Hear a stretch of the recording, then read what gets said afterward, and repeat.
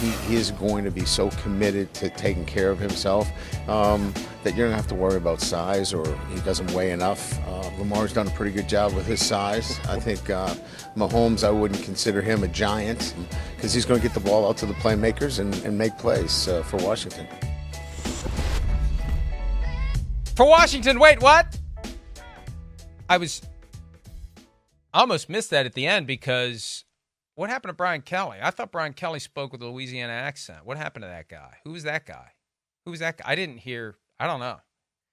Anyway, for Washington holds the second overall pick in the draft. Jayden Daniels, regarded by some as the guy who should go number 2 overall. Chris Sims has said repeatedly the Commanders should sprint to the podium with Jayden Daniels' name after Caleb Williams becomes the first overall pick in the draft.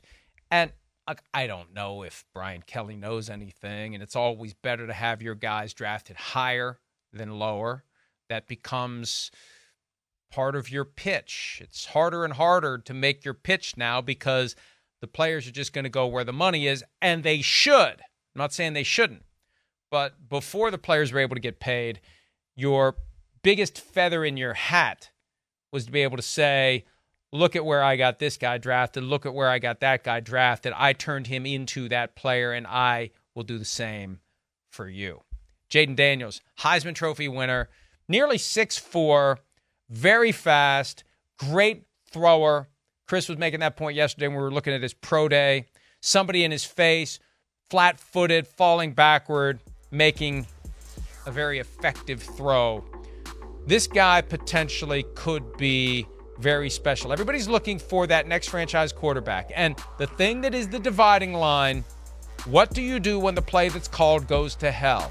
Do you have the skill set to either run it or run around long enough until somebody is open and throw it? Can you make chicken salad? Do you have the athleticism, the arm strength, the ability to throw off of different platforms and at different arm angles, the Patrick Mahomes dynamic? That is the difference between good and great in today's NFL. And you got to have a great quarterback or you don't have a chance against Patrick Mahomes, who you're going to come across at some point if you're successful in the postseason, because he's always going to be there. You're going to have to kill him, not literally. You're going to have to outscore him. That sounds better. If you want to get to the top of the mountain, you're going to have to out Patrick Mahomes. That's what everybody's looking for. That guy who can become in that conversation. Right now, it's Mahomes, Allen, Burrow. All these teams that don't have a settled quarterback situation are hoping to be the team that has a guy who invades that conversation. So it becomes Mahomes, Allen, Burrow, Caleb Williams, or Jayden Daniels, or Bo Nix, or Michael Penix, Drake May. We'll see. We'll see if any of them can enter that conversation.